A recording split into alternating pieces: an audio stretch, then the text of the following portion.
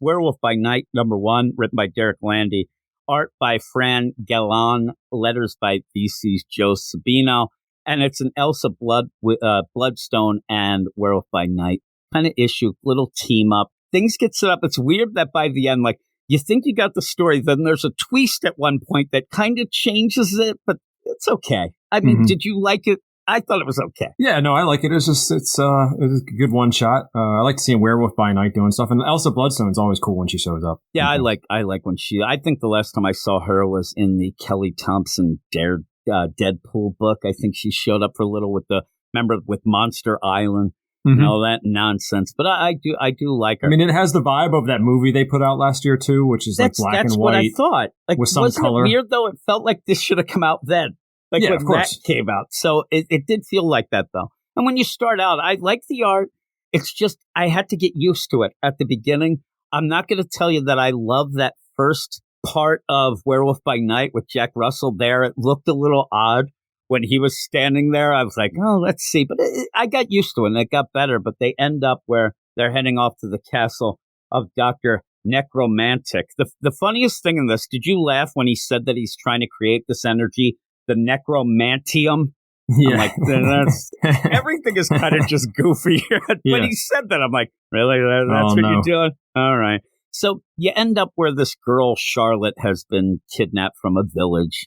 She's going to be sacrificed. They don't really know exactly what they're getting into, but Jack, he ended up telling the village, hey, I'll go get this girl. In the meantime, Elsa just kind of shows up. I mean, at the point, she might have heard of this. She says that she's been reading, Dr. Necromantic's journal, but she's coming from a while away. She's on a plane, and it just felt weird like she got involved, but I didn't mind because I like her. I really do like her.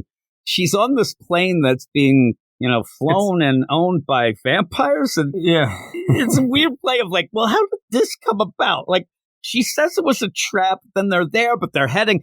Luckily for her, I guess that they're right over the castle when she ends up just destroying all these vampires and then just shoots out the door. She didn't feel like walking, she said. She wanted to go in style, so she took a private jet piloted by vampires. The idea that I could get the idea if she ended up fighting the vampires before they took off. Why are they flying here? And why aren't they killing her immediately? Yeah, it's weird. And they're trying to drug her with the champagne, but she doesn't drink it. It's such a weird, wacky way to get her into the story. But she's there, and she jumps out of the plane like a badass, and then says that she hopes that the plane crashes somewhere awful. They're already dead. She beheaded everyone. Look, the captain's in there. Everybody's just dead.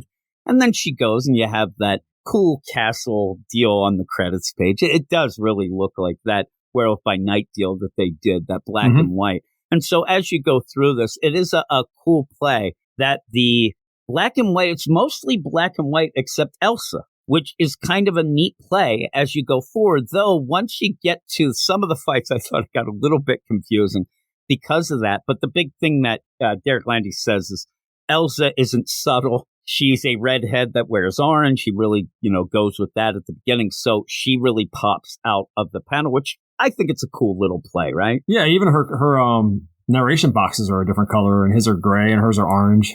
Yeah, it's cool. And you get this play of her and Jack, Werewolf by Night. You end up, they have that past. And you do have a back and forth where at points you'll just have a dual thing going. Elsa will think of something, then Jack will think of something. But it's the same thing that they're going with. And it is kind of funny. Where you have Werewolf by Night's like, man, she's really hot. And people let her get away with things because she's pretty hot. And I could have fallen in love with her. Oh, my. Then you go to Elsa's deal, and it's like, he smells of dog. Like, oh, my. Jack. And Jack at the end looks like he might be able to get lucky until he doesn't. And it made me laugh with that. But through this whole play, you are just doing that whole, it's like over the top. Evil German scientist who's trying to get this, I'm telling you, the necromanium, which can then resurrect the dead. And he's playing all these things with it. And Elsa goes to take him down and says that because she read the journals, she knows that he is going to do this thing with this girl at midnight. And one of the twists is that he already killed her. The thing he's going to do at midnight is actually resurrect her, but using the power and this demon. You end up having this whole play. I like that he's like, you're using bad information. I wrote that book a long time ago. My methods have changed. You know? And I like that. He's like, that was, early. Yeah. That was year one, Dr. Necromantic. I've gotten better. It was pretty funny. And as they go, they are facing off against him, and they're too late. That girl ended up dying. She then gets possessed. That's like the whole theme of this whole spotlight. She ends up getting possessed by one of the kings of the suffering waste. I'm telling you, Kabarian. And he comes in, and then you have Dr. Necromantic, like, really into this whole play, saying, listen, this is like the first deal, but since you're here, I'm going to use you too as a conduit. You're going to be a vessel. And by the way, when they end up saying, we're going to get the Avengers here and the Fantastic Four, and he's like, bring them on. I'll get everybody, and I'll end up bringing all these demons in to possess these bodies. And it is a pretty smart play, but they do, because then they go to this Kabarian and say, hey, did you hear that? Like, why would he do that? Why would he end up putting one of and pretty much, these kings of the suffering waste, they're against each other. Why would he put somebody who you don't like in the body of the Hulk or in Wolverine, and you're in some villager girl? Frail girl, yeah. Yeah, you're not going to be able to fight this. And then you have this Kabarian taking him a step forward. It's like, you know what, you're right. Like, I'm in this frail girl, and I'm vulnerable now because I could be killed in this body. I was in the suffering waste, which kind of sucked, but still, I was invincible. I couldn't die there. So, and at that point, I laughed because Dr. Necromantic, he's like, I got to go and check on some things and go to the bed. I'll be right back. And he kind of comes back and says, all right, let's get this going. And you end up having this Kabarian say, no, I'm not going to do it. This is bullcrap. You're setting me up. You're setting me up to get taken down. That's where I thought it could kind of end. You know what I mean? Like that's enough of the twists and turns. You end up having this Kabarian fight back. You end up where Elsa and Jack kind of slip out the back. But then it twists again to show that indeed this was the plan. I thought it was the plan. I thought it was kind of a funnier deal to have it that definitely isn't the plan, but they've tricked this Kabarian because they kind of smooth talk him, especially Elsa saying, man, you should have had a better body, all this stuff. And then you end up like, no, that was the plan. You end up having this Dr. Necromantic say, oh, yeah, that's the plan, because don't you remember way, way back, my mom, this great sorcerer, she tried to bring you into this world, and you ended up possessing her body, but you kind of left at the last second. She died because of it. I'm here for my revenge. And then it's just all out fight. I mean, everybody's fighting. It's a tentacle monster, too, which I did laugh because through this whole thing, I'm like, oh, no, we're going to get some tentacle stuff going on.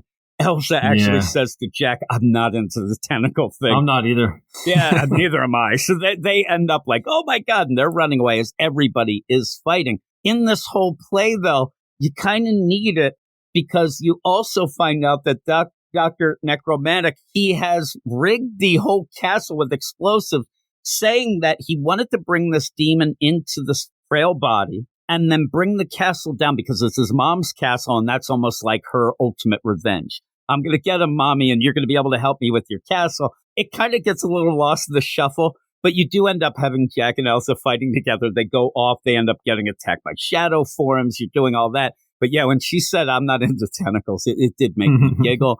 And then with that, they are like, we got to blow this castle up quick. And you end up having Elsa say, I'm the detonator, and then hits with her power and blasts the steel, and it blows up the whole castle. They go flying. They end up waking up the next morning. You end up having Elsa hanging upside down from a tree. But I don't know that you wouldn't have flipped off of that. She's like upside down with her knees, on that. You'd have a lot of blood rushing to your head there. But yeah, you can't stay very long like that. I actually thought like, oh, I'd hate to have that feeling. But she says the last time this happened, I was with Jack. Man, and she's like, I got to get back. At one point, she does say, I kind of jumped out of a plane, so I don't have a way to get back. But I could spare a day, have a little fun with old Jack. He shows up. He's like Old Man River here with his Rasputin look. And he's like, hey, she turns around. It's like, oh, God, what is going on? It's so funny. He realizes right away. She's like, oh. And he goes, oh. And then she's, yeah, that's a new look. You get that beard going. You like that?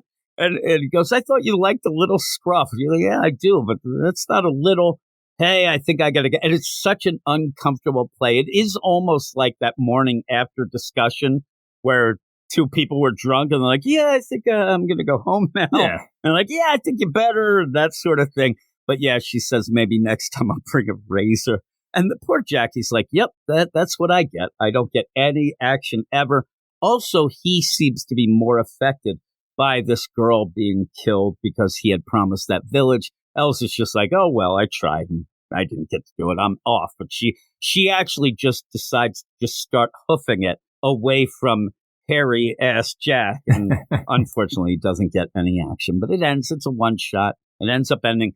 When I ended up reading it, I didn't actually even know going in that it was just a one-shot, but it makes sense. And it has a beginning, middle, end. So it works out. You don't even have something like this will continue here or the end. It's just a one-shot story. It's kind of cool. It makes sense. It always bothers me when they use a title that's been long, many issues in the past, and it's just a one-shot. So it should have been like Werewolf by Night, Scary Castle #1 like or something. Werewolf by Night, tentacle porn. Yeah. Something like that. Because then you got to be like, this is Werewolf by Night Volume 4, Issue 1, whatever. It's just Werewolf weird. by Night, Bloodstone's Revenge. Or There you go. something wacky, even though it didn't really make sense there. But yeah, I agree. Like a one-shot that feels like a one-shot then. So yeah, by the end though, if you have some extra money, you want a little Werewolf by Night, it's well done. It's the third spookiest month, right? So it almost works. Yeah, it's weird that it didn't come out in October, but then it does. It sets up the Crypt of Shadows. Yeah, it does have the play that it's giving you that Crypt of Shadows ad at the end. So I'm like, okay, well, at least we ended though. It wasn't like something like, oh man, well, a cliffhanger that led. At least it ended. So I'll give it that. But what would you give it overall? I'd give this one an 8, I think. Yeah, I think I'll give it an 8 as well. I thought it was well done for what it was. You are all weirdos. Weird science is the revolution. Weird science is the revolution.